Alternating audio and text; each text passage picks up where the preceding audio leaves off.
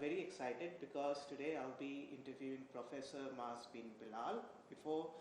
Um, before talking to you, I'd like to introduce Professor Bilal. Professor Bilal is an author, a critic, a poet, and a professor here at Jindal Global University. He's been nominated for the Sahitya Akademi Yuva Puraskar for Ghazalnama, which is a collection of English ghazals, poetry. And his most recent work is a translation of Ghalib's Chirag-e-Der, Ghalib's verses on Banaras, Temple Lamp. Professor Bilal, great to have you. Thank you, Anvesh. Thank you for inviting me over for your series of interviews. I'm glad to be here. So before we start, I just wanted to get a sense of you. So I wanted to ask you about yourself, because you're a professor of English and your thesis was on Niam Foster. So I'm wondering whether, as you grew up, did you straddle both worlds? Were you always interested in Urdu literature alongside English literature, or is it something that came out much later? Thank you. That's an insightful question, Anvesh. I think, I don't know if all South Asians feel this way, but I think what I struggled with while growing up is a common predicament of all of us South Asians, which is that we grow up in different languages, multiple languages sometimes, or one home language or a mother tongue and so on. But then for a lot of us who aspire for career advancement, for a professional career in the public sphere, English by necessity becomes our language. For good or for worse, it is the hegemonic language of India. Most parents want to send their children to good private schools where they study in the medium of English, they read in English, write in English, and then go on to pursue further degrees largely in the medium of English. Of course, I mean, there are still students who do different literature honors in different languages also. But the bulk of us, whether we pursue engineering or medicine and so on, or law or even literature or history or politics, we end up studying in English. And those are the professional demands of our world, and these, I think, were the demands on me too as I was growing up. So my first substantial reading in a way happened in English. As I was growing up as a child, I was reading the usual suspects of our time, Enid Blyton, and then detective fiction and fantasy and others, and so on. But my father in particular had been an avid listener of ghazals, and the music I heard at home was a lot of ghazal music playing around me. And the mother's tongue is Urdu. She belongs to a family that traces its history for many hundreds of years to Shah Jahanabad, to Old Delhi. So Urdu really is my mother tongue in a long historical manner. And so I think the affinity for Urdu was always there.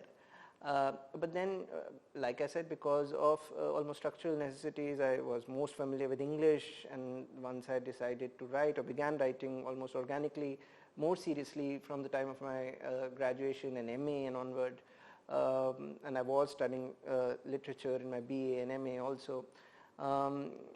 When I tried to find my voice in English, I struggled a bit to find my own style and my own unique voice.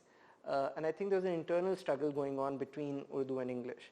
And therefore, I think when I was writing poetry in particular, it was when I encountered Agha Shahid Ali's ghazals in English that I thought I had found something that I was really happy with, happy to almost emulate, happy to recreate, happy to perhaps, and that's what I've at least tried to do, even further. And I thought this form that I had heard growing up as a child in my own home in the voice of Begum Akhtar or Jagjit Singh or Ghulam Ali or Mehdi Hasan, being played by my father a lot of the time, almost every evening and so on, especially when you'd have friends over. And so it was that tonality, that music that I could recreate in the English language and therefore impact English language itself in the realm of English letters in India, globally, and to create my own niche there. So this affinity with Urdu has always been there, but then, as you said, I continued on to a PhD on a British author, but there too with a passage to India I focused, I even have a section on the ghazal and the yar.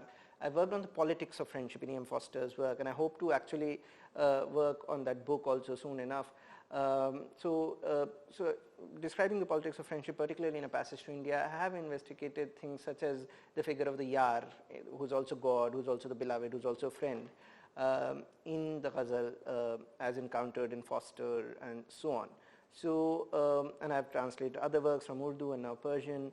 So I continue to engage with Urdu while working in English in a big way now, I feel. And it's fundamental to how I see the world as a South Asian, as Indian, the world as multilingual, the world where languages overlap with each other, and there's a constant give and take, push and pull between languages. And the only way I think we can truly aspire for newness is to be as multilingual as possible. So we'll talk about the Ghazal later on, but one thing that you pointed out is how Urdu retained its importance in popular culture, because the first time that I became fascinated with Urdu was through Ghazals, was through Jagjit Singh and Mehdi Hasan. So the best works of Ghazals were kind of written in post-independence India, which is fascinating because there was not much government say support or patronization for that, but it existed in a cultural milieu. But what has happened over the years is that there has been a decline in the production of new Urdu literature, Urdu poetry, or Urdu ghazals, which are, which manage to attain the status that someone like, say, Faiz or someone like Jagjit Singh, these people have. What do you think is the reason for the decline of Urdu? So again, it's about how we ascertain issues of decline or ascent and so on. I think one thing needs to be said about that also. So in terms of perhaps absolute numbers of quote unquote speakers of Urdu, I think Urdu is still, among the top 10 Indian spoken languages, possibly ranked at 4th or slightly lower, maybe 5th, 6th, I don't remember the exact number, but it's still one of the most widely spoken languages.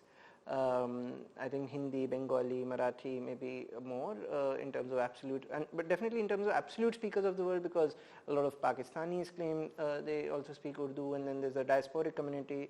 There's a large number of Urdu speakers.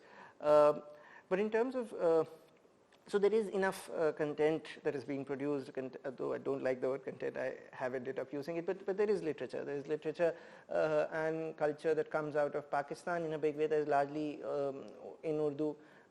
They do produce some in Punjabi and Sindhi and Saraiki and so on, Baluchi, but the bulk of all the content almost that comes out of Pakistan is in Urdu.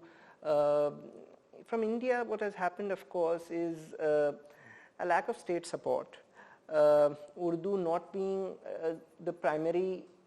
not being recognized as the primary language of any particular state. It is among the 2 or 3 languages of many states, which include Delhi, Bihar, I believe so, Uttar Pradesh also, I believe, although I'm not sure. I mean, I'm actually forgetting right now, but whether Uttar Pradesh legally acknowledges it or not, but it really was the language of Awadh and Delhi and Hyderabad to begin with. But it has, sadly, with the politics of partition, it got aligned in a religious manner with Islam and Muslims, and then became the language of Pakistan. So that worked towards the detriment of Urdu in a way. There's great scholarship on this from people like Shamsur Rahman Farooqi, Amrit Rai, Alok Rai, others. Alok Rai in his book Hindi Nationalism gives us almost exact numbers that till the year 1900, the bulk of the books in quote unquote Hindi were in the Nastali, in the Perso-Arabic script, numbering in lakhs, and those in Devanagari were only about 10,000. So this change and this kind of split between Hindi and Urdu that really wasn't there till almost the year 1900, but then particularly with partition and after became almost structurally consolidated, and the language bifurcation happened and the scripts became aligned with the languages. That the state support for Devanagari and Hindi gradually went on increasing, And that for Urdu began decreasing. Persian, which is in a way the classical language that also consolidates or sort of not, it enforces, provides a bedrock of Urdu, also died in India in a big way. So, so that knowledge of Persian, which was foundational to a certain kind of Urdu register, is also not there anymore. So in those ways, Urdu did decline qualitatively, but having said that, it still continues to, I think, be the language of the heart for a whole lot of Indians. Bollywood still increasingly now is producing films with a B-town focus, where different dialects from North India are being spoken. But despite that, a lot of the good songs that people hum along to, sing, are heavily sort of affected or influenced by an Urdu register. I mean, the ones that come to my mind from recent memory, I don't listen a lot to Hindi film songs anymore, but your Zalima or your Kafirana and all of those songs, even Dard, for example, or Dil, or Ashiq, or Mashuq, or Mehboob, or Muhabbat, all of these words and a lot of the language of the heart of especially North India, but even of all India, originates from Urdu and Persian and Arabic lineage, but also Sanskrit, of course. So that continues to be vital, I think, and the quality of that is, of course, not that of the great poets of yore, perhaps. And in today's time, it would be fair to acknowledge that perhaps Pakistan produces slightly better or even much better Urdu poets or writers than India. There's still good writers in India. There is S.M. Ashraf, I can name one, who is a short story and prose novelist, a short story writer and a prose novelist from based in Bombay, I believe. He's terrific. Khalid Jawad's book, who teaches at Jamia, has just been nominated, shortlisted for the JCB prize. So there are some good writers of prose and poetry around. But yes, standards have fallen, and part of it is lack of state support and also not a very obvious career pathway. And so English is actually also causing the detriment of all languages in India. To varied degrees, Urdu not having a regional identity of the kind, say, Marathi has, or Malayalam has, or Tamil has, or Bengali has, and these are the languages I've named, are the regional languages which have vital literary cultures. Urdu doesn't have the regional focus in a big way. So that also is partly perhaps responsible for the fact that there isn't as much money in it, because it's a more diffuse language, it's more difficult to make a career in it. So everyone's trying to work in English in a way, I suppose, ultimately. So that is also one of the things that Puzar pointed out, which is that he pointed out that Punjabis had sort of adopted Urdu as a language, as a primary language, and it was because of their patronization that it developed the way it did, and also that because Urdu did not exist as a state language before independence as well, did it? United Provinces? No, I think before independence, United Provinces and Central India and Delhi and all would have Urdu as a primary language, actually. There was no recognition of Hindi. In fact, the British only recognized Hindi and Urdu as two separate languages in the year 1900. This is called the MacDonald Moment by Alok Rai. There was a United Provinces governor called MacDonald, who then made a law, and this was on the behest of the Nagari Pracharini Sabha and the Hindi Sahitya Sammelan and so on, who were arguing for Devanagari to be recognized. Even these organizations were not asking for Hindi to be recognized, because there was no clear cognition of Hindi and Urdu as being two separate languages. So what was really working was the Perso-Arabic script, and what was being spoken wasn't being distinguished whether it was Hindi or Urdu. The language of culture, the higher language in a sense, was Urdu. So it was the language of these parts. But about Punjab, definitely Punjabis, I think because Urdu was the hegemonic language of the capital, Delhi, and other regions of culture like Lucknow and Hyderabad, so people from Lahore or the wider Punjab took upon themselves to almost be writing in Urdu, just as a lot of educated Indians today want to write in English, because Urdu was the language of higher culture. And so Punjab has produced some of the best Urdu poets there have been. Iqbal, Allama Iqbal, Sahir Ludhianvi, Gulzar today, whose real name is Sampoorn Singh. And Faiz was of Kashmiri, and as was Iqbal. Actually, Faiz and Iqbal, I think, have Kashmiri heritage, but they really lived practically in Punjab. Iqbal also wrote some in Punjabi. Yeah, and Faiz also has written some Punjabi. They've both written a lot in Persian also, and some in Arabic. But yes, but primarily all these great poets of the Punjab, Ahmad Faraz, others, and even today the Pakistani Punjab produces great Urdu poets, but one must also acknowledge that Urdu in that sense has also been responsible, like English is today, for the detriment of certain regional languages like Kashmiri, like Punjabi and so on, where people who wanted to be poets wanted to write in Urdu rather than their regional language. And the state sponsorship in Pakistan today in particular is also more strongly for Urdu rather than Punjabi. In the Indian Punjab, of course, now with the limited Punjab, which excludes now Himachal and Haryana, there is perhaps a greater focus on Punjabi and Gurmukhi, Punjabi written in Gurmukhi. But the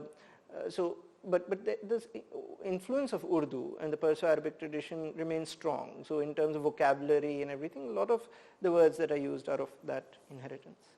The influence is evident from the fact that the first modern Hindi novel, I think it was written by Chandrakant, was inspired from Urdu stories. It was a dastangoi, essentially. Yeah. So, that is, and a lot of Hindi writers, Premchand, for instance, started out writing in Urdu, and a lot of them wrote simultaneously. Yeah. So, for them, there was no distinction as such, which is that they felt comfortable in both languages. Why do you think we don't see that anymore in modern writers? I think we do to an extent. If you read Gitanjali Shri or some of the bigger writers of today, I'm forgetting the name of Pandey, this writer who's just published, whose first novel was translated into English as legal fiction. Vedhanik Gulp is the book. A lot of these writers move intelligently between different registers. There is no real Urdu Hindi for them, I think. A close friend of mine, Sudhanshu Firdaus, his poetry I've translated. He writes different poems in different registers. He's from Bihar. He would write some with very regional accents also, Maithili and even other more smaller languages of Bihar. And then some would be written as if they're like Urdu poems and so on. What is, I think the main distinction is the script. Ultimately, the script and people, because they're reading only in one script largely now in India, more people tend to read in the Devanagari script. They end up remaining at least somewhat unfamiliar with the larger body of Urdu literature. Urdu literature has a longer history than the current modern Hindi literature as it stands today, and has distinctive sounds, the z and the kh and the gh and the kh, I mean, I can go on with the sounds, and so on. And all the words that involve these sounds. So qalam and kalam are two distinct words actually. Qalam is a pen and kalam is what you sort of a grafting bit of a plant that you snip off and that you graft with. That is a kalam. So because people are not reading that original script and therefore are not reading some of the earlier Urdu literature, the familiarity is a bit limited. So I think that's why they are not able to as confidently straddle different registers, because the other languages that they're reading is often includes English or perhaps other languages. So so that multilinguality among sister Indian languages or neighboring Indian languages is not as good anymore, I think. But it can happen very fast, and I always tell this to my students. I teach a course here called Introducing Urdu History, Politics, Poetics, and in that I encourage students to realize that actually if they think they know Hindi, they actually know Urdu too, because it's essentially the same language. It's only a slight shift of vocabulary. 75% or so of the words in both languages are out of Sanskrit, and the remaining percentage perhaps varies a bit here and there, but very common words in Hindi such as sabzi. Sabzi is a Persian word. Sabz is green, sabzi. how many people use tarkari or something? It's very few. Everyone calls it sabzi. Hindi itself is an Arabic word. So many words we use. Munshi, Premchand Munshi is an Arabic word. Shah, which is the surname, a common surname for Home Minister as well, is a Persian word. Sardar or Sardar Patel is a Persian word. So actually we know, I mean, to create this distinction between Urdu and Hindi is quite artificial. I can say what I speak is Urdu, but others will just think I'm speaking Hindi because they'll perfectly understand me. So just a political gesture perhaps more than a real linguistic difference. Colloquially, of course, there's no strict difference nowadays because the register that we're speaking is a mix of Hindustani and English. So you start your book by giving a beautiful introduction to the ghazal as an art form. Yeah. So if you could just go through that and give us a glimpse of what ghazal actually is, what are its characteristics. So the ghazal is usually not a very long poem, a shorter poem of up to 20 verses or slightly more, written in couplets, sher. And it is unlike most other forms of poetry in that it is a non-narrative poem. Each couplet, which is called sher in Urdu, bait in Persian, can be a standalone poem, which is why many shers are very popular and get quoted even in conversations, in banter, and even by politicians.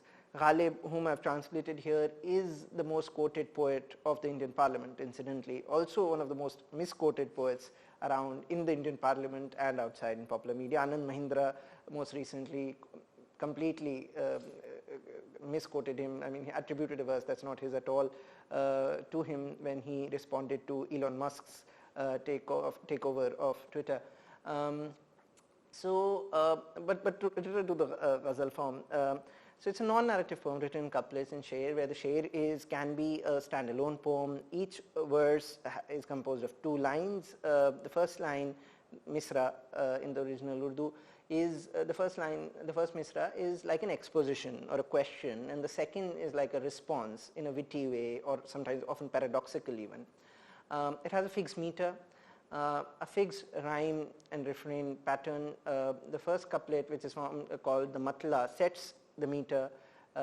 There's a refrain at the end of both its lines, and preceding that is a rhyme. In all subsequent couplets, the rhyme and the refrain only occur in the second line. The first line is like free verse, although in meter, but blank verse, then I should say actually. So it retains the meter but doesn't have the rhyme and the end rhyme. The final couplet, which is called the maqta, carries the poet's pen name, the takhallus. So poets refer to themselves often in the third person, and this leads to interesting situations of sometimes almost grandiose self-praise, at other times great self-doubt, at other times almost poets telling themselves or scolding themselves or giving themselves moral directions or instruction and so on. Perhaps I could read a bit here to illustrate what I've just said also. So I'll read the ghazal that is that I've given here, not all of it in the original, maybe a few couplets and a few couplets from the English to just illustrate what I mean. There's a famous ghazal by Ghalib. It's called Bazicha atfal hai dunya mere aage, hota hai shab roz tamasha mere aage, ek khel hai aur ange sulema mere nazdeek, ek baat hai jaze masiha mere aage. होता है निहा गर्द में सहरा मेरे होते, घिसता है जबी खाक पे दरिया मेरे आगे, आशिक हूँ पे माशूक फरेबी है मेरा काम, मजनू को बुरा कहती है लैला मेरे आगे, गो हाथ को जुम्बिश नहीं आँखों में तो दम है, रहने दो अभी सागर व मीना मेरे आगे, हम पेश आओ हम मशरबो हम राज है मेरा, गालिब को बुरा क्यों कहो अच्छा मेरे आगे. So you notice the maqta here as well, where Ghalib saying Ghalib को बुरा क्यों कहो अच्छा मेरे आगे. I'll read, so I've not read the full ghazal, I've selected and read a few verses. I'll read my translation and perhaps speak a little bit more about the ghazal then. A child's play is the world in front of me. Night and day the tamasha is swirled in front of me. A game is the throne of Solomon to me. The miracle of the Messiah too is told in front of me.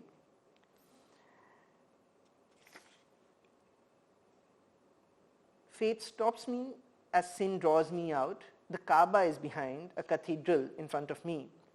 Since I am a lover, my profession is to cheat. Layla calls Majnu a scoundrel in front of me. If the hand has no reach, the eyes still see. Let the bottle and glass be settled in front of me. My colleague, my fellow drinker, my secret keeper he is. Why call Ghalib bad? He is of a better world in front of me. So if in my translation and in the original you see in front of me and mere aage become the refrain that gets repeated. Tamanna, Kalisa, Unka, Sahba, the A sound becomes the rhyme. I have managed to retain some kind of a partial rhyme, settled, world, rolled, and so on. And of course the poems in a given meter. The last couplet, which is the Maqta, has the poet's pen name referring to themselves. Other famous Maqta or Ghalib that also get quoted, maybe I'll just quote one or two of those, are one is होगा कोई ऐसा भी कि गालिब को न जाने शायर तो अच्छा है पे बदनाम बहुत है. So this comes from his a bit about his biography as well, that once he famously replied to an English officer who asked him, are you Muslim? He said, आधा मुसलमान हूँ, शराब पीता हूँ, सुअर नहीं खाता.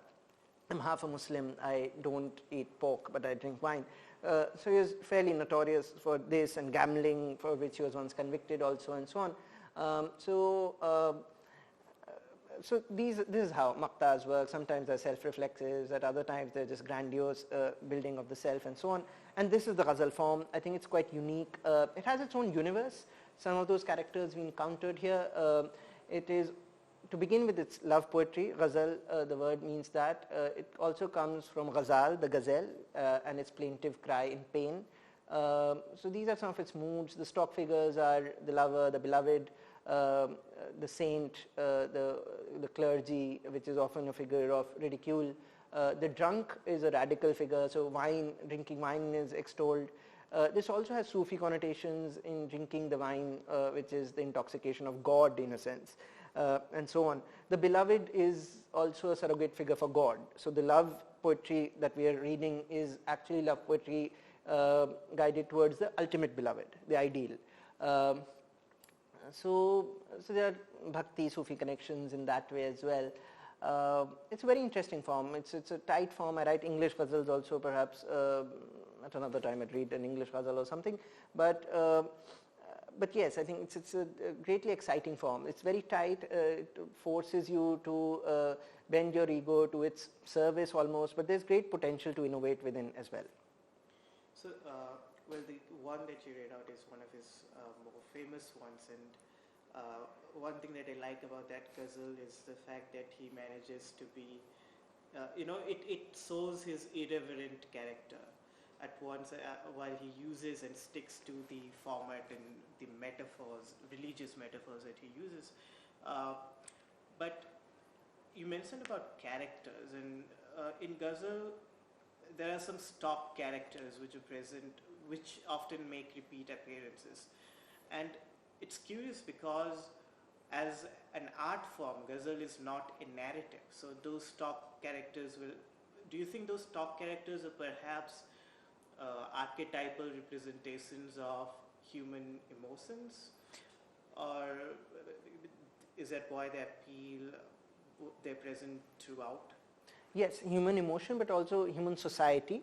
And while it's a non-narrative form, there's not one narrative that's sort of continuing from verse A to the last verse, but each couplet is referring to one particular situation or dialogue or something like that. And within that, these stock characters appear to define almost this politics of the ghazal, which is largely a radical politics. And the stock characters represent that society's basic structures, which even though we moved away from feudal societies to a democratic order, which is largely capitalist in our time, the structures of power and even religion in our part of the world, in Asia and the global south in a big way, remain similar to what they were. And in that framework, there are figures of power, and love works almost as a radical relationship that questions given systems of power. In India, this can be caste and class. in which arranged marriages, for example, are often decided by caste and class. Love is always something that is threatening these systems. Now in India we have even laws against certain kinds of love. So the ghazal, and it's an 8th century form from Arabia to begin with, and comes to India fairly early. So by Arabic, Persian and then other Indian languages. These ideas of love question the status quo in a big way, and I think love is an emotion that continues to inspire everyone. This being a poetic form of love, I think remains essential for reasons, as you said, because it catches some archetypal emotions, namely that of love, but I think also the fact that it's a radical form, and I think love, true love always has that potential, and I think in that it's very much in sync with that emotion, which ultimately is a part of human society but seeks to also remake it in a more egalitarian fashion. So the ghazal figures the lover, for example, who's in some ways the narrator or the poet figure, is always questioning of the wise also, the wise being the saint scholar figure from clergy often, who is more orthodox. The lover is often also the drunk, or there is a separate drunk figure, the rind, who is deified almost, who is glorified. Wine drinking, which is taboo in Muslim society, and the poem originates largely in Muslim societies, it extols wine drinking as something divine, as something that is inspiring, that's something that creates revelation. So in all of that, it's hitting out against orthodoxy, and I think particularly therefore it resonates well with lovers, young people who want to hit out against orthodoxy and the given status quo. So it's both emotion but also strongly about human society, and also trying to remake it in a more egalitarian fashion where there's greater freedom for everyone. And the ghazal, I think, strives, while it's a tightly knit, close form, but I think the ideas are actually aspiring for great freedom. Now, interesting reference there, because Ghalib has a couplet where he mentions both wise and the wine drinking part. Kahan mein khane ka darwaza, or kahan wise, magar itna jante hain ki jab wo jata tha hum nikle. So which means that Ghalib actually is claiming that at the bar, at the tavern, he when he was going in, he actually spied upon or saw the wise even leaving the bar. And in an interesting way, some of this is happening in Iran right now, and this has happened in Saudi Arabia before, that while the governors there of different kinds, the kings or the Iranian president and so on, who are related to or themselves part of the clergy, enforce a very strong, almost militant version of gender segregation and very orthodox Islam and so on. Even to call it orthodox is actually perhaps problematic. It's actually their own versions, which are quite modern also, of Islam that are enforced. When they travel abroad, a lot of these people are often seen doing things that they forbid in their own country. So women from the Saudi crown family behave however they feel like in Europe. One is a fashion designer. Another Iranian minister was recently photographed with a bunch of women without hijab, which is compulsory in Iran, outside of Iran as well. So, so I think this shade that you quoted remains ever relevant, that actually there's a lot of hypocrisy from those in power, and this kind of poetry is constantly exposing the hypocrisy of the powerful. So it has also had because it is a strict form, but it has adaptability, because that is how it is spread across various languages. It's in Persian, it's in Bengali. Qazi Nasrul Islam, has written multiple ghazals. In Uzbek, Afghanistan, and there are some even in Odia. So I'm wondering, why do you think and of course English, Adrian Rich, and some German poets as well, why do you think it has had that international appeal across languages as such? Like I said, it's a very unique form, and so I think that uniqueness appeals at one level. the theme, of the primary theme of love itself, I think also is a universal theme to an extent. So that appeals, I suppose. The uniqueness and its various facets, the fact that there can be couplets which can be standalone poems, so they can be read within their own right. I think that also appeals. There's also, for European languages, and the Europeans writing it, like Goethe, who wrote the Ostlicher Divan, the Eastern Divan, and Lorca wrote Gacelas in Spanish, and even the Romantics, British Romantics wrote ghazals in English, but they're not very proper ghazals, what these people wrote, but still they're ghazals. I think there's also an Oriental fascination. This was also happening during the early stages of Orientalism. So there's also a bit of that they want to, they're excited by this originally Arabic form. But also I think the repetition and almost has this incantatory effect. And that's why it's greatly a very strongly performative form of poetry. So that's why you have these huge mushairas where people throng, sometimes in lakhs, and it's performed live, and there's great anticipation in the reader because they know where each sher, each couplet will end. They know the rhyme and the refrain. So thinking of the rhyme, there's great delight in anticipating what the poet will end a verse with. And once they have the first line, then they try to almost anticipate. So it becomes like a guessing game almost.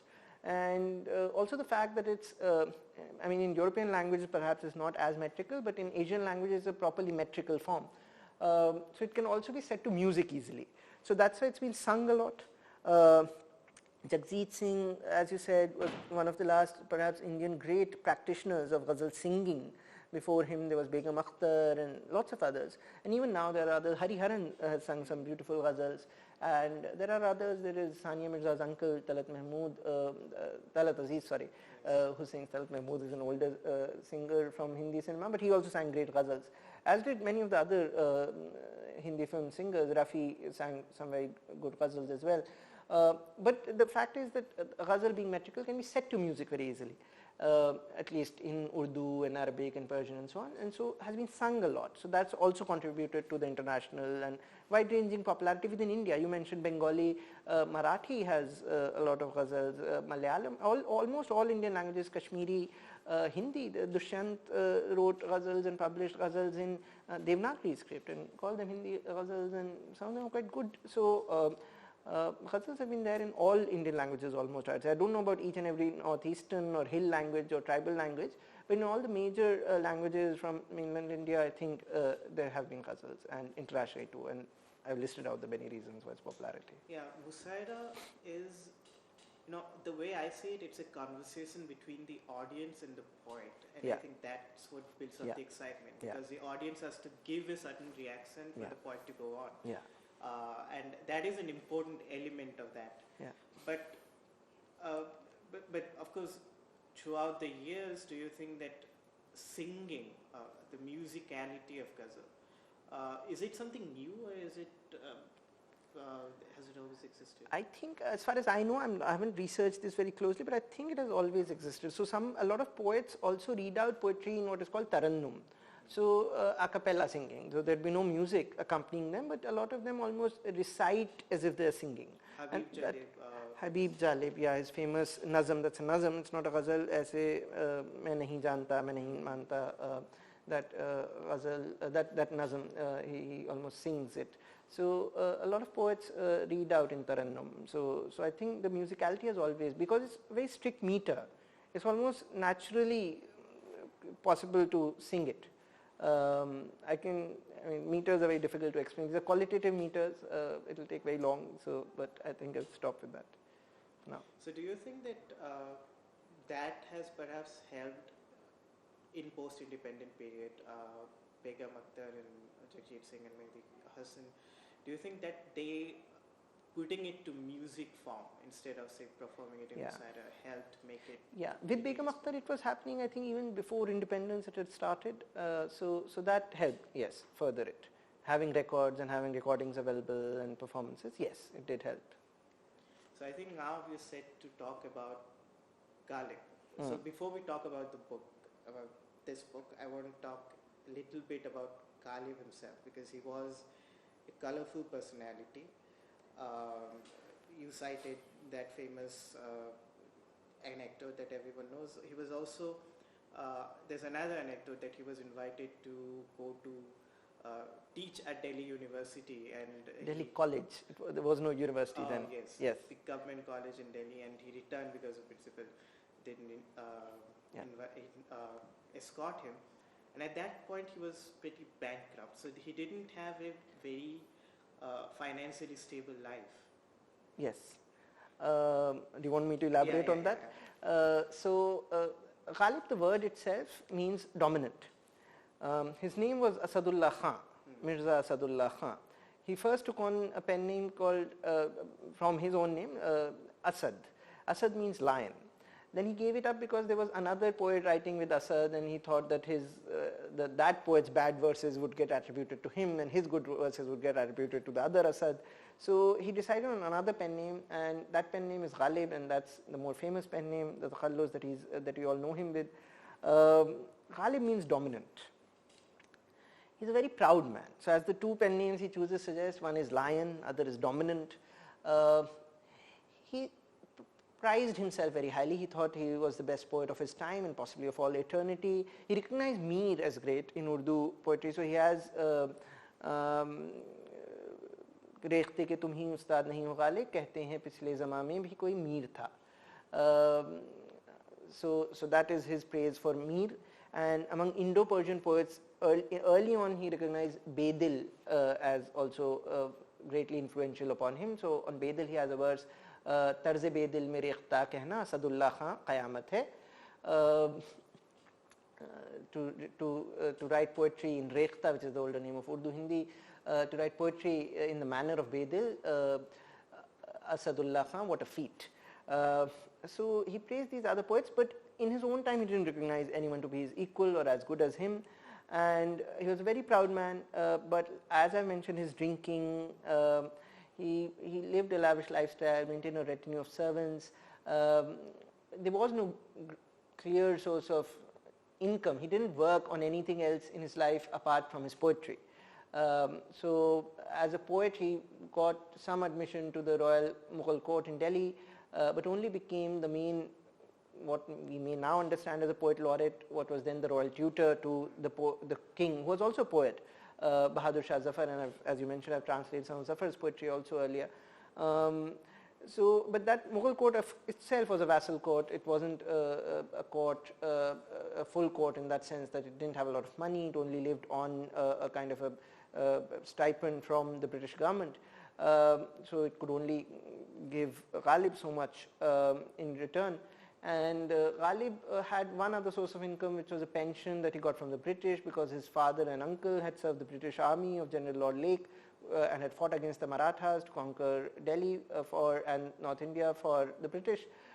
They had been given an estate, but then they had died. That estate was passed on to some extended family, and they were supposed to get a legacy from that, a fixed stipend. But Ghalib was being cheated for that stipend, and because of that he faced financial hardship. And so he was often in debt. He also gambled possibly, and so it was, but despite that he was proud enough to refuse the appointment at Delhi College because the inspector of the one who was to conduct the I mean, it wasn't exactly an interview. He was called in and would have been appointed, but this was the first meeting in which the inspector didn't come to the gate to receive him. And Ghalib turned back because he said, I have come to join this college to have the honors bestowed upon me increased and not declined. So he just returned and never joined that college. And in a way, if you were to go towards this book, Temple Lamp Chirag-e-Dair, which is his poetry on Banaras, it is his debt that led him to Banaras. He was on his way to Calcutta to petition the British to increase the pension that he got from them to the full amount that he felt he deserved. And en route he stopped at Banaras, and he had fallen very ill before that, and he stopped in Banaras to recover, to recuperate, and he stopped there for a month, and in that month he wrote this poem, Chirag-e-Dair. So he had a famous rivalry with Zauq, and Zauq today is remembered always in relations with Ghalib, although in his time he was a very popular poet. So why do you think that? What do you think is the reason for Zauq's popularity during his time when Ghalib is, as we know, he's the Shakespeare of Urdu poetry? Yes, I think but Ghalib became the Shakespeare of Urdu poetry possibly even after his death or later in his own life.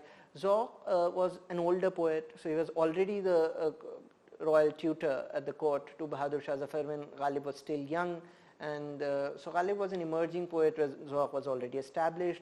Zauq's language is simpler. Ghalib's language is heavily Persianized. So even as Urdu poetry goes, Ghalib's language is very Persianized. It's difficult, complex language. And initially he was, his poetry was not accepted because of that reason. His poetry was thought to be a little too unnecessarily complex and Persianized. It wasn't appreciated. Zauq was writing in a simpler language. For people, Ghalib was almost an acquired sensibility. And Ghalib also made a more conscious effort to simplify some of his language and ideas.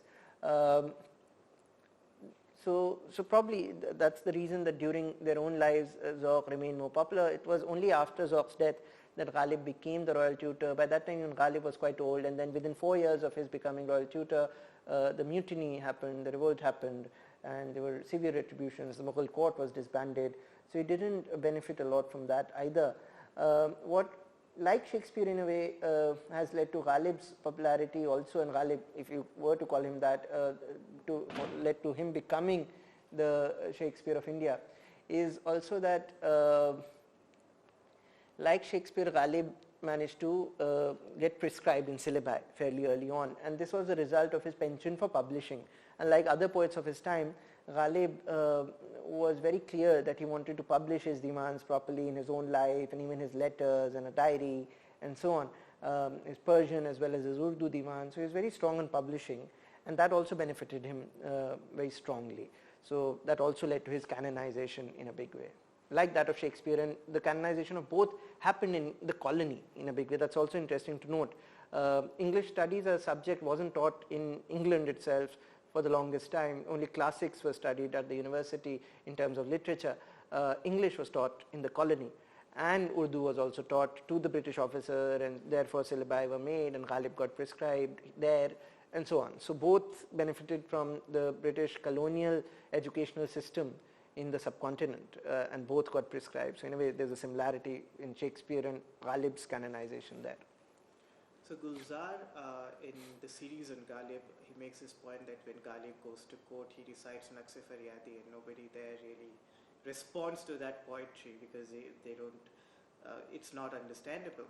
So, but despite the ambiguity, despite the complexity in Ghalib's poetry, he's managed to remain very popular and very quotable even today. Why do you think that is? I think over time, like I said, he got canonized, so he was taught in syllabi. The fact that he is ambiguous and complex also meant that there's almost an entire industry, and I suppose now I'm part of that, which is about scholarship, which is about teaching Ghalib to students, explaining the meaning of his verses, each verse, and that is considered a high point of Urdu poetry, that sheers can be very ambiguous, and the greater the multiplicity of meaning, the greater perhaps the impact of a verse also, and different people can interpret it in different ways. So that also leads to rewarding rereadings. So Ghalib continues to be read and reread by generations. We are now past 150 years of his death. 1869 he died. So I think it's 153 years or so since his death. He's still being read and reread, and there are dimensions of his work that haven't even been fully explored, such as his Persian poetry in particular, and I've made an humble effort to bring that to the popular domain through an English translation. So I think those are the reasons perhaps of his abiding popularity. Why did you choose Persian to write this Chiragi there? I think it's an interesting choice. Ghalib wrote most of his Urdu poetry early in his life. So by 1819 or maybe 2021 or so, he had written most of his Urdu poetry. He comes to Banaras in 1826, so he would be around 29 years old, so still young relatively, but but also somewhat mature and experienced. I think he's making a conscious choice perhaps around this time to write in Persian, which is a more widely read language, a more global language, if you were to understand it globally. Shahab Ahmad, in his book What is Islam, has called this region of Persian as the Balkans to Bengal complex. It's an interesting alliterative term, but historically true, which is the Persian cosmopolis, but it defines the extent of it well.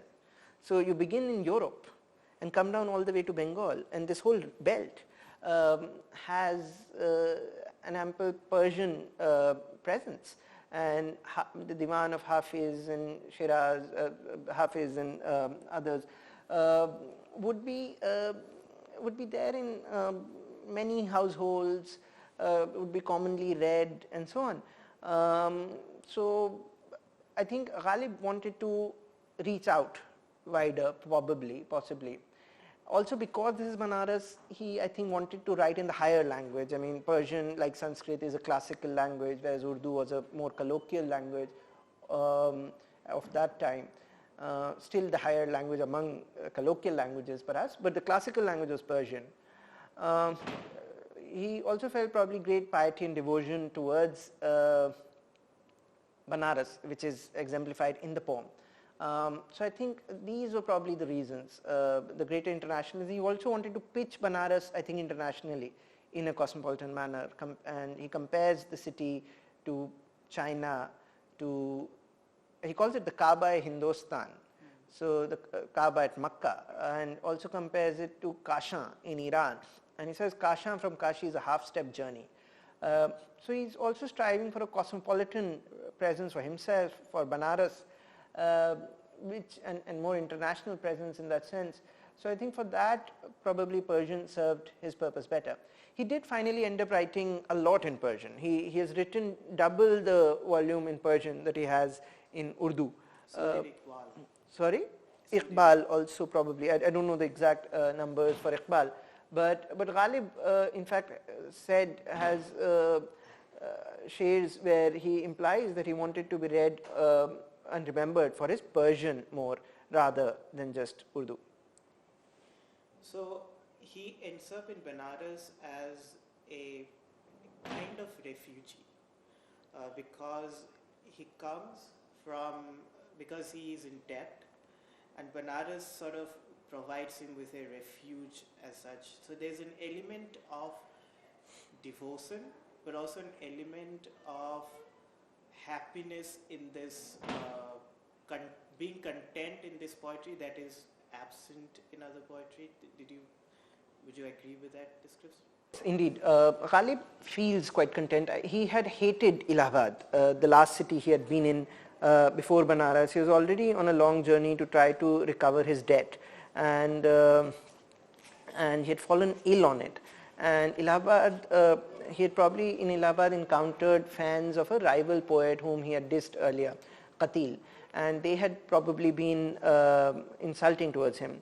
So in fact, I'll perhaps read a short quotation from a letter he writes to a friend about Allahabad at this time. What a ridiculous place is Allahabad, he says. May God get rid of it, for it has no healing for the sick, nor anything of note for the gentleman. Neither do men and women have any life here, nor do its young and old have any love or kindness in their hearts. Its people are a blot on the face of this earth. Its desolate inhabitation is only worth stilling as farmland. It is unfair to call this terrible valley a city, and it is so shameful that a person should stay in this dwelling of ghosts, because it has heard that the sinful would also obtain grace for the sake of the virtuous. It has cast its 100,000 dishonors with its 3,000 hopes with the lot of Banaras, and sent the river Ganges speeding towards Banaras as a sign of respect. And so he goes on in the same letter to praise Banaras strongly. Perhaps I'll read that section. On Thursday, a heavenly life-affirming breeze rose from the east that energized me and refreshed my soul. The miracle of this breeze cleared the haze I was enveloped in and lifted my spirits like victory banners. The waves of the cool breeze swept away all weakness from my body. What can I say about the city of Banaras? It would be justified if I were to call it the mark on the heart of the universe, because of its excessively heartwarming qualities. And what do I say about the surroundings of this settlement. It would be proper to call it heaven on earth because of the foliage and flowers that are in bloom in their full glory. Its breeze blows life into dead bodies. Its every fleck of dust has the qualities to pull thorns and needles away like magnets from the feet of travelers. The river Ganga would not have been considered so noble had it not rubbed its forehead at its feet. And if the sun had not shone over the walls and gates of this city, it would not have been this bright and radiant. The flow of the Ganga sounds like that of a storm. The banks of the Ganga are home to the most learned of men. With the reflection of the homes of the angel-faced beautiful ladies in the green waters, the homes of the pious have been shattered like the katan cloth. The katan cloth is cloth so delicate that tears even under sunlight, or even moonlight in fact. If I were to describe the buildings of the city, then they are the abodes of the intoxicated, and the flowers and the vegetation of the surroundings suggest that this is the land of perpetual spring. This letter encapsulates many of the ideas that we also read and encounter in the poem. As I said, he was ailing when he reaches Banaras, and he found it to be a green city, a city with a very salubrious kind of weather and climate. The breeze would blow over the Ganga from the east, and the Ganga would have been an undammed, teeming, strong river, as he describes, with a great sound that it creates in its ongoing rush. The city is not a cluttered city as we see it today. If you visited Banaras, you'd know. It is a garden city. It is a city of rivers and ponds. These rivers and ponds were drained in and around the time Ghalib visited or soon after. And we know from James Princeps, who was an Orientalist officer working as the in charge of the mint, the government's mint there to print coins. He has made sketches of the city and published them in a book, Banaras Illustrated, in 1824. And he's also given us a map of Banaras at the time. And the cities, and I've reproduced some of those images in the book. One can see them here. You see Banaras as a green city in this. There is a map also that is here that I've given, which is originally from Princeps' book, but I've taken it from Diana L.X. Banaras, which has all these ponds and streams and rivulets in the city. All of these have been drained.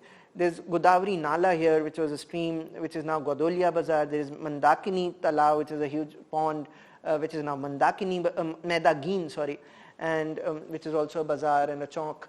So the city was very different, and he feels great contentment here. He comes and lives here for a month. First he rents from, first he stays in a sarai in Aurangabad area, which he mistakenly writes in a letter as Naurangabad.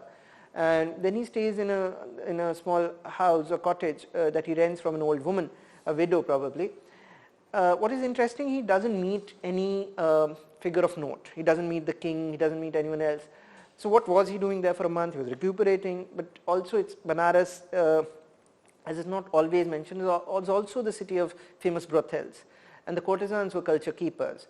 And what Ghalib has done in the letter and in the poem is to describe the beautiful people, particularly the women, ostensibly, we may gather, of the city as they bathe in the Ganga and so on. So did he meet with the courtesans? We don't know for sure, but possibly he did. The fact that he didn't meet anyone of note signals towards that, perhaps, and he yet spent a month there, so maybe. So there is that also that one wonders about. He of course was entranced by the spirituality and the cremation pyres and the idea of moksha and so on, and he refers to those things too. But I think the emphasis is also on the lively vivacity of the city. With regards to the religious symbolism and spirituality, in other letters he's almost said that he wished he could have just stayed there forever and become one with the Ganga, put a tilak on his head, kashka. So he does say those kinds of things also. But the city for him is a green city. It's almost like paradise. He calls it paradise. He calls it the land of perpetual spring.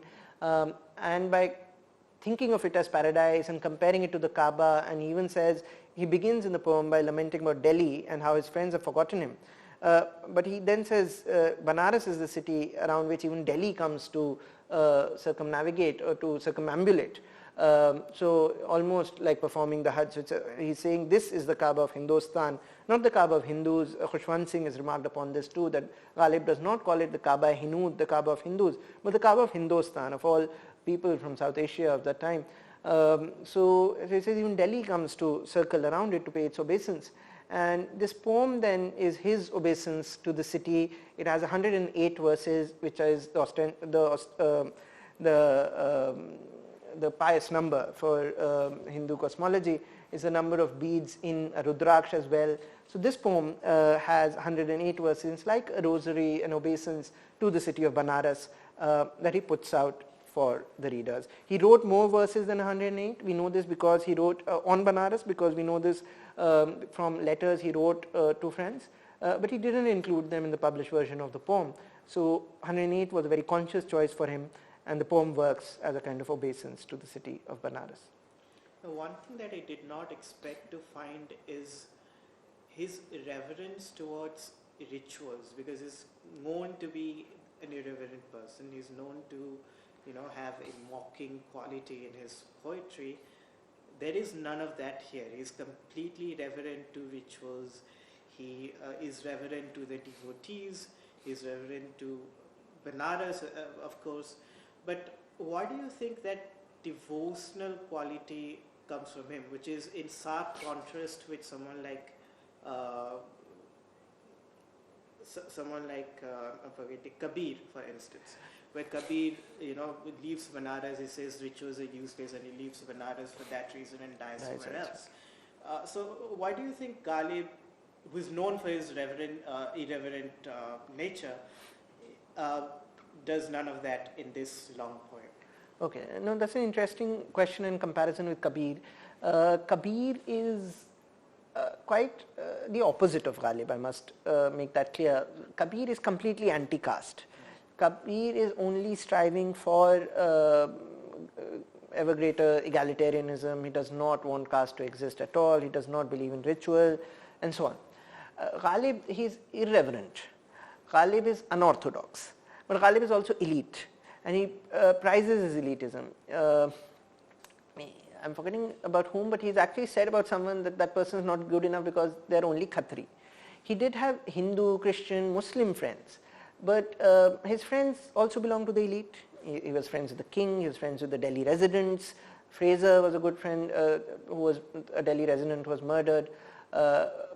And murdered probably by these extended relatives and associates of Ghalib who were stealing half of Ghalib's pension and didn't want to have that returned to Ghalib, which Fraser may have done, and this was possibly the reason that Fraser was murdered by them.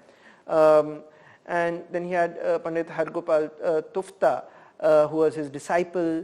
So he wasn't, he was quite secular, and he wasn't bigoted at all.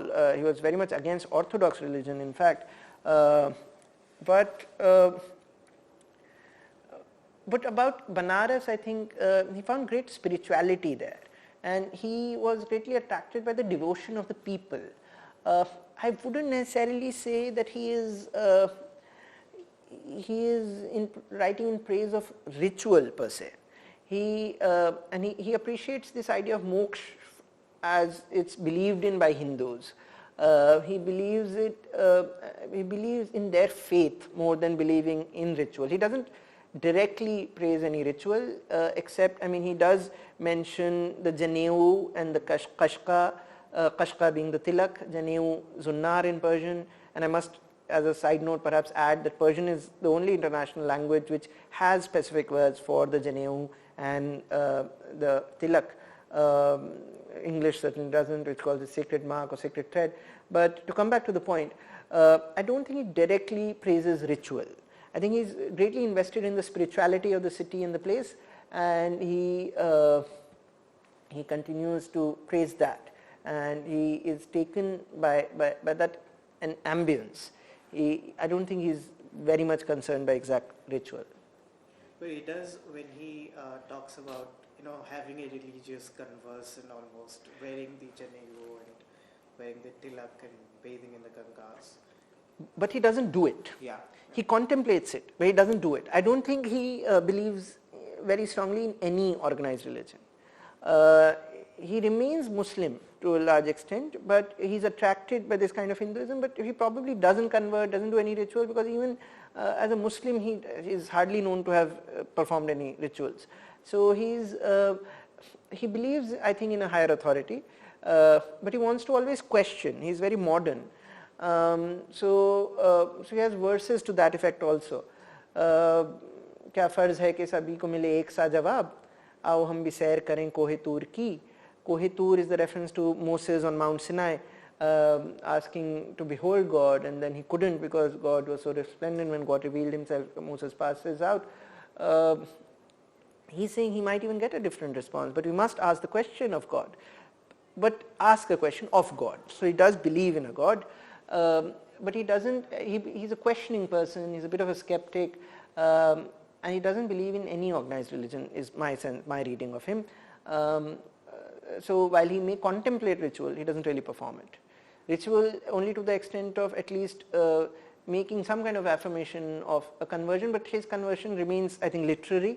The act of writing this poem is his obeisance.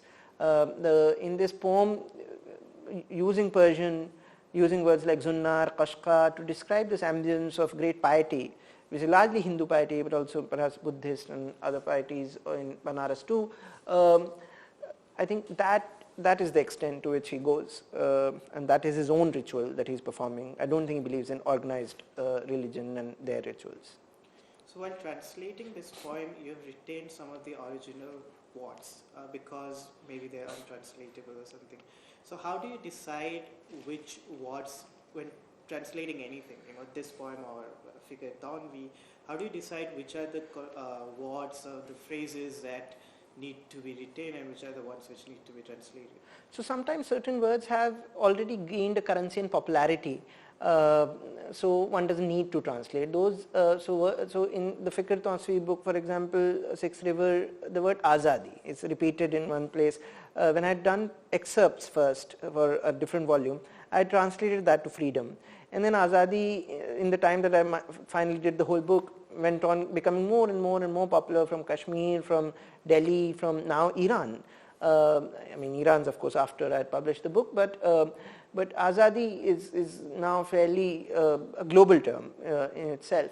And so one would try to retain terms that people would be already familiar with. Why translate them? Keep the original, that's what I believe. If the original is accessible, keep it there for that reason. So that's one reason. Another is conceptually different words don't have comparable translations. So so one retains them, one can give a footnote. So in that book again, Sixth River, the word Malech was used for Muslims once. And it's not easily translatable. It has certain notions of pollution and so on, and this person as the other, the outsider, the foreigner, being used specifically there for Muslims. So if I was to use Muslim or other or outsider, they would only carry one meaning, not all the meanings that Malech evokes there. So those are also other reasons. In this book, I have translated words like zunnar, which is the Persian word for janeu, which is the sacred thread, as janeu, because this is a text now being published in India. Most people would know the janeu.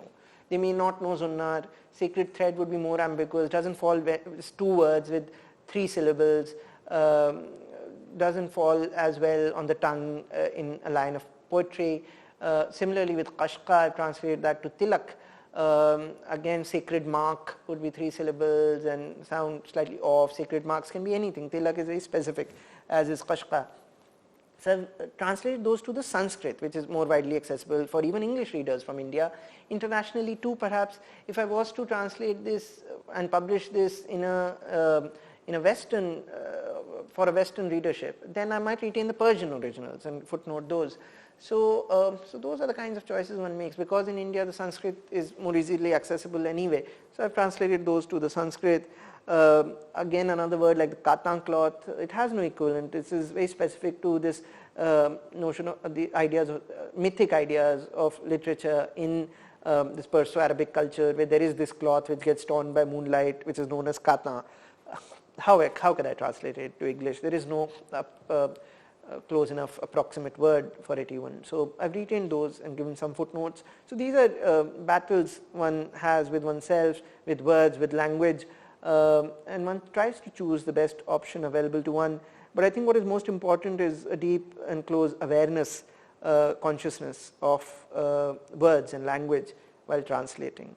So one has to engage with language at a much deeper level, even at the realm of what Heidegger calls pure language. He says translators work almost in this realm of pure language, and it's a long sort of, even Walter Benjamin has ideas on this. So one tries to work best as one can with concepts and tries to work across different languages and translate them as best as one can. I think that's a beautiful way to put it, because I think the role of a good translation is a text which can provide the reader with as many interpretations as the original. So I think the way of retaining words is one way of doing that, as you pointed out. So we've almost reached the end of the interview, but I wanted to ask you about your future work. Are you working on anything right now? I'm leaving on a fellowship very soon. On the 14th of November, I hope to go to Germany, to Stuttgart, where I've gotten the Academy Schloss Solitude Fellowship. I'll be collaborating there with another poet, filmmaker, Ammar Aziz, and we'll be doing two projects together. One is to translate John Elia from Urdu to English and to write selected poetry of his and to write an introduction and so on. So that is one project. Another is to write a long poem together on South Asia. We'll see how that comes about. I have other projects. I have my PhD book, which was accepted by a publisher a few years ago with revisions. I have to undertake those revisions. I might take that up. There is more fikr I want to translate, so that is also something I might do. I also have a few fiction ideas about which I don't want to speak too much right now. But yes, there's lots of projects in the mind and on the table. So let's see how many and what all I'm able to do in the near future. I'd love to read more fikr, because there are very less translations of his work, and he's known as a humorist. Yes. So it remains, a lot of his work remains inaccessible, to someone like me, for instance. Right. So thank you very much for doing this interview, and I would highly recommend you check out all of his books, including the most recent translations. We did not manage to speak about Ghazalnama, where it has many beautiful poetry. I liked many of them. The one that I picked up that I remember at the moment is the one on Kashmir, right, which is a very beautiful poetry. So thank you very much and have a great day. Thank you, Anvesh. Thank you for doing this.